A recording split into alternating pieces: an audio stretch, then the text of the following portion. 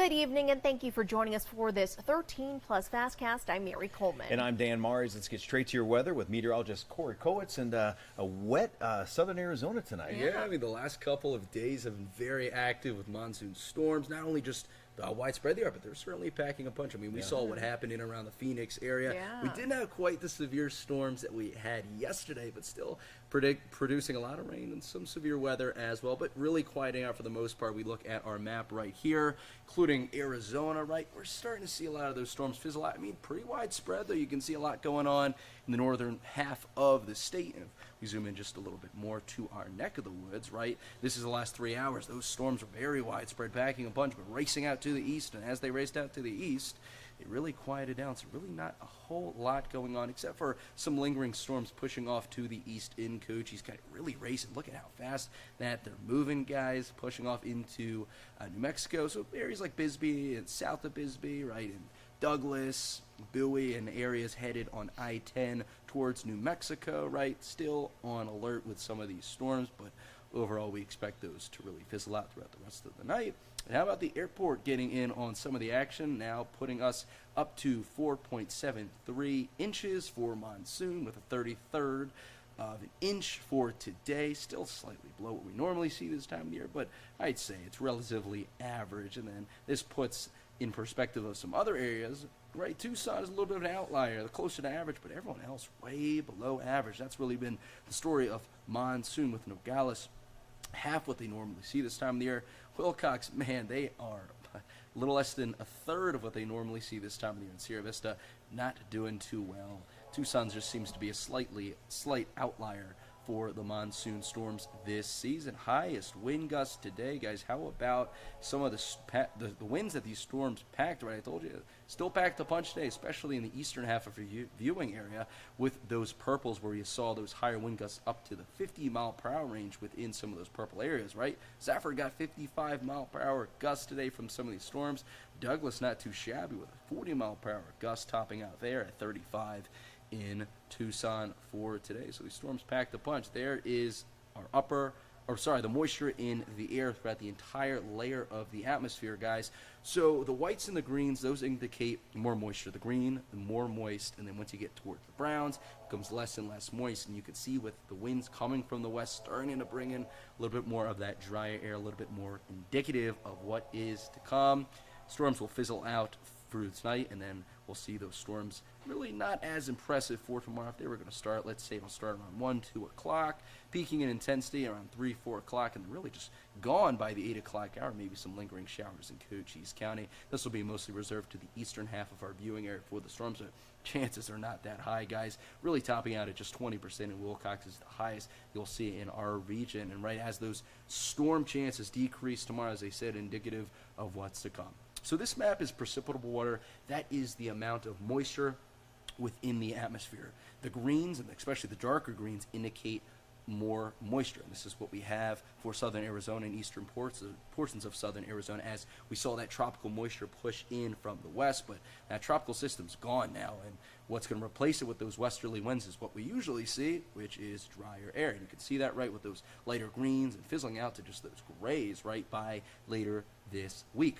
And here's what's going to do to our dew points, guys. We saw dew points in the 60s for many today, and starting tomorrow, how about just 47? We really want 50-degree dew points or higher to get those storms going. Once you get into the 40s and then even into the 30s by the weekend into early next week, guys, that is going to be really tough to get any sort of storm action going on, just too dry. And this is what we have right now. So what this is projecting is the future rainfall according to the GFS model. So this is what it has pretty much through today and tomorrow, right? So nothing too impressive, but watch what happens starting Friday as I take you through next week all the way through, let's say, Friday, so another week or so into the future.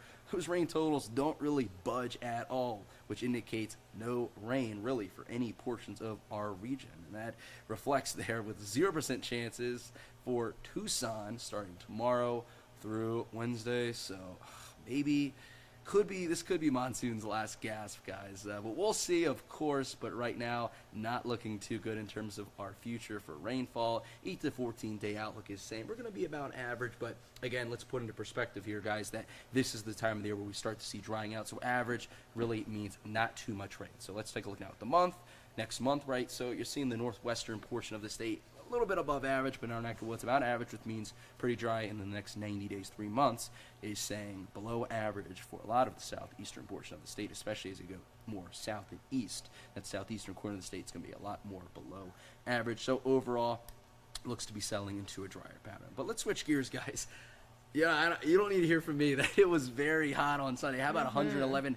This didn't just break the daily record. This broke the all-time September record, which was previously 110. They got to 111. Then Monday we had a little bit of a cool down to 103, but still it was 7 degrees above what you normally see this time of the year. And it took really till yesterday and now today where we saw those cooler temperatures, just a couple degrees below average yesterday and then 3 degrees below average today. So a nice cool down for sure. Let's track now through upper level maps everything really, how dry, the chance for storms, and the temperature trends. This is what we got right now. That dry air is racing in from the west, pushing those storms out to our east, but this is what's going to happen by weekend. A little bit of a heat dome, guys. Heat dome, don't let that scare you. This one's going to be, I'd say, a baby heat dome compared to the impacts it's going to have relative to what we had this summer. It's going to be mostly to our south, but again, it's going to heat us up just a bit heading into the weekend, continuing with that dry air coming from now the southwest. Winds are going to now shift from the west starting next week as a trough looks to dig in an upper level low.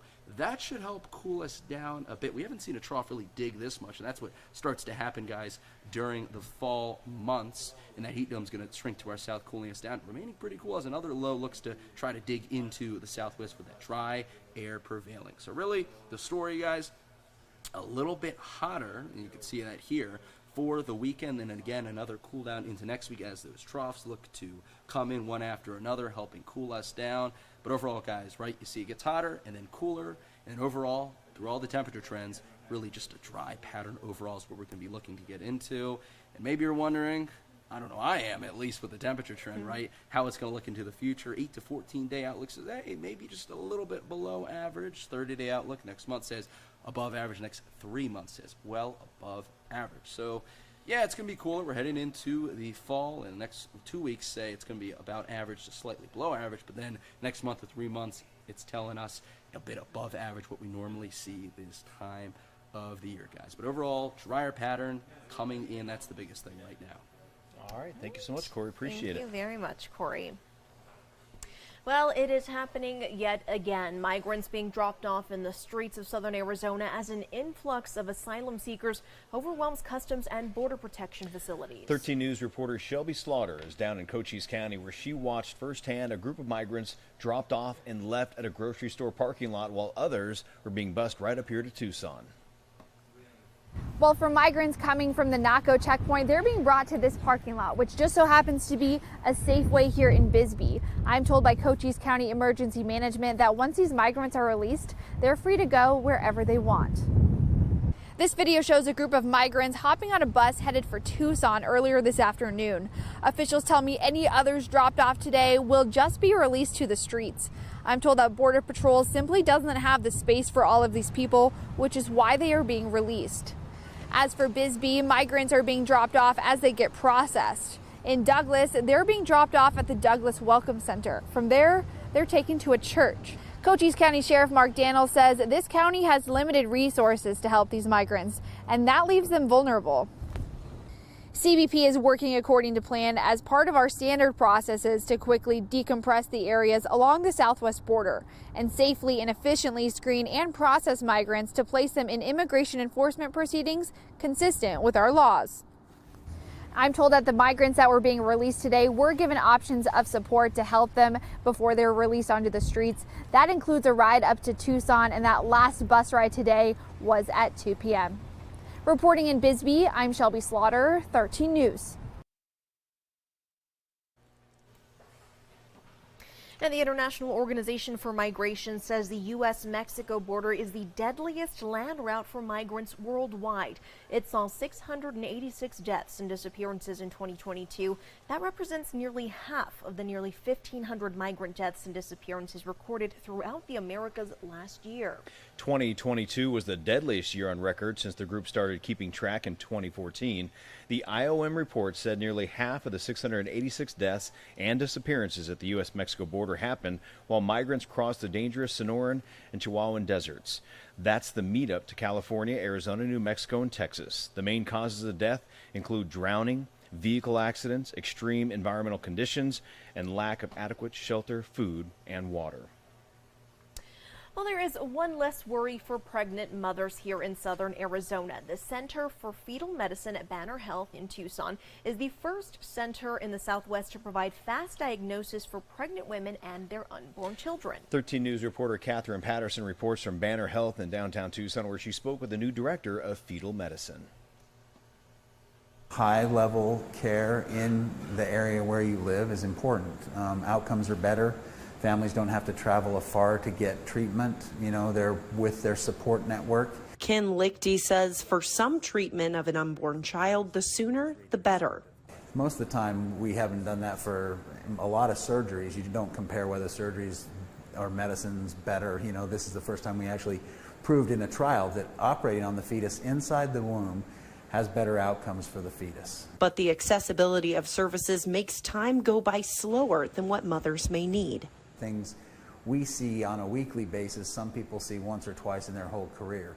So, you know, there's nothing more scary to a parent that, you know, went to that 20-week ultrasound and found out there's something wrong. And then they're told, well, in a week or two, we'll get you here and they can tell you this about the heart. Another week or two, we can counsel, you know, so you're just stringing out these appointments. We do it in one day. The new Center for Fetal Medicine at Banner brings a variety of team members, including a pediatric surgeon, geneticist, and other specialists to help not only the parents, but the child as well. The fetus is the patient too. Mom's a patient, but now the fetus is also, and we're pursuing therapies that can either save the fetus's life or improve or decrease the disabilities they may have after birth because of the disease they have.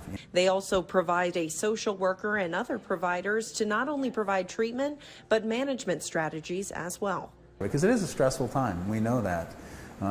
This is one of the most stressful things you can do is have a fetal intervention for your unborn baby. Lichty says this type of medicine is fairly new and is excited for this location to continue to pioneer better treatment and care for residents of southern Arizona.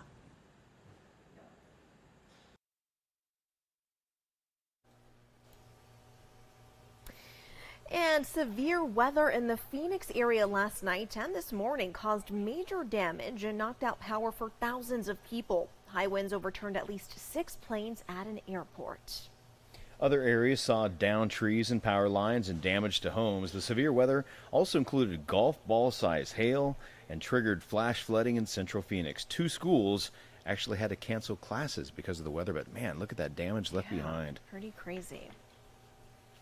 Well, as we know, and starting to feel it in the air a little bit, fall is almost here. And when it comes to air travel, prices are falling fast, especially international flights, as according to travel experts. That feels good, too. Well, in today's Consumer Watch, Jen Sullivan has a closer look and tips to find those great deals on your next flight. Airfare is falling this fall, and travel experts say now is a great time to book air travel, especially if you're looking to travel abroad this autumn and beyond. Flight prices over to Europe are actually about to come down in a pretty significant way here as we get into the fall and into 2024. According to travel app Hopper, autumn fares are 9% less expensive than last year and 10% cheaper than in 2019. Ticket prices for September and October are 29% cheaper than the average prices for peak domestic summer travel. And international ticket prices to some destinations have come down by a similar amount. Travel expert Scott Kai says lower prices are driving up demand among people looking to visit popular international destinations in Europe and South America. Number of Americans traveling down to Mexico, 20% higher than it was in 2019. The number of Americans flying over to Europe, 15% higher than it was in 2019. So, how to find a great airfare deal this fall? Kai's has these 3 tips. 1. Use a price monitoring tool to get real-time updates and get notified when prices are at the lowest for your trip. 2. Consider flying during the middle of the week instead of on the weekends. That increases your chances of finding a cheaper flight. And 3. For overseas travel, consider flying over Thanksgiving. Kai says it's the hidden best week for international travel. Especially if you've got the week off work, if the kids have the week off school, and if you're interested in those Christmas markets. For Consumer Watch, I'm Jen Sullivan. Het is er. All right, take a look at this. Het A is het zover. $6.5 Het million is nu stolen veilig. Vincent van Gogh painting has been recovered. The masterpiece by the famous Dutch artist was stolen from a museum near Amsterdam in 2020. An expert named Arthur Brand, who is known as the Indiana Jones of art, Ja, recovered hij ging naar it binnen from met a zo'n tipster. sloophamer door What a 2 job deuren heen title. en hij was Now vertrokken. Arthur Dus got het the museum painting had back misschien iets wrapped beter in bubble beveiligd wrap, kunnen zijn. tucked inside an IKEA bag on Monday. DNA evidence led Dutch police to the art thief, but the whereabouts of the painting itself were unknown for months until now. Officials say the painting did sustain some politie en ik damage hoorden during wel the hier en daar theft, geruchten but they are dat niemand optimistic those eigenlijk meer wat scratches kon can met be dit werk, removed want and the work ze by hadden de Van straf al Gogh can gehoord be die de betrokkenen restored hadden gekregen. to its Dus former ja, glory. Can you niemand imagine that wilde being mij your job, Mary, aanraken. going around the world to find a stolen painting from Van Gogh? It is really a movie. It's kind of a cool job, you know. I wonder what their card says, their business card. Yeah. What would you call yourself? Just cool spy guy, Art you know? recollector or something Yeah, like that. But there you you know, go. we kind of had a similar situation here in Tucson where we had a painting stolen that's years ago right. from the Tucson Museum of Art. It was missing for decades, and they found it a couple of years ago. Now it's Yeah. back in Tucson, and they're in the process of restoring that one as well. Very cool stories there. Well, we'll leave you with the live look outside now. Hey, we can see Yet some again, lights. Hey, there's some people home, and is that a plane? Okay, it's not lightning. Not out there anyway, I No, don't think. Yeah, it looks like it's a plane. Just a plane hanging out there. Well, thanks for joining us. We will see you at 10 o'clock on 13 News Live at 10. Have a